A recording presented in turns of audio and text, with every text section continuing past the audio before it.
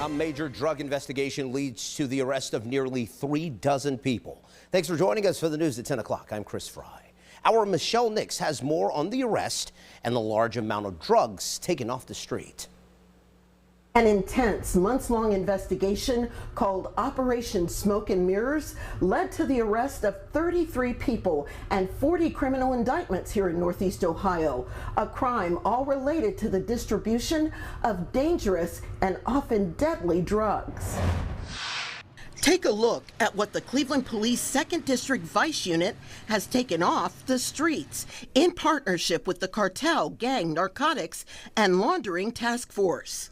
A cache of high-powered weapons and handguns, along with a large amount of the most addictive narcotics, as well as the cell phones and scales used to facilitate the crimes. And don't forget the cash, the fruit of the drug organization's ill-gotten gains. Drew DeSerto is the executive director of the HIDTA initiative that's focused on eradicating the drug problem. There's a smaller level of drug dealers, but a large quantity of them that was actually an arrest operation. On Thursday, a total of 33 suspects, both men and women, were arrested on felony drug crimes. A total of 40 individuals are facing criminal indictments for an alleged drug trafficking operation within Cleveland's Clark Fulton neighborhood.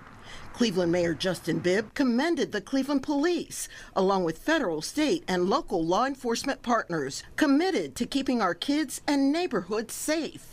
Mayor Bibb says, quote, Operation Smoke and Mirrors underscores the power of collaboration and intelligence-driven policing in dismantling dangerous criminal networks across our region. Their exceptional work in bringing these individuals to justice and protecting our residents from violent offenders who threaten the stability of our communities. The operation resulted in the seizure of approximately 252 grams of cocaine, 250 grams of fentanyl, 250 grams of methamphetamine, and 50 grams of MDMA, widely known as ecstasy. The suspects now behind bars are from Cleveland, Bedford Heights, Euclid, Maple Heights, and Dayton.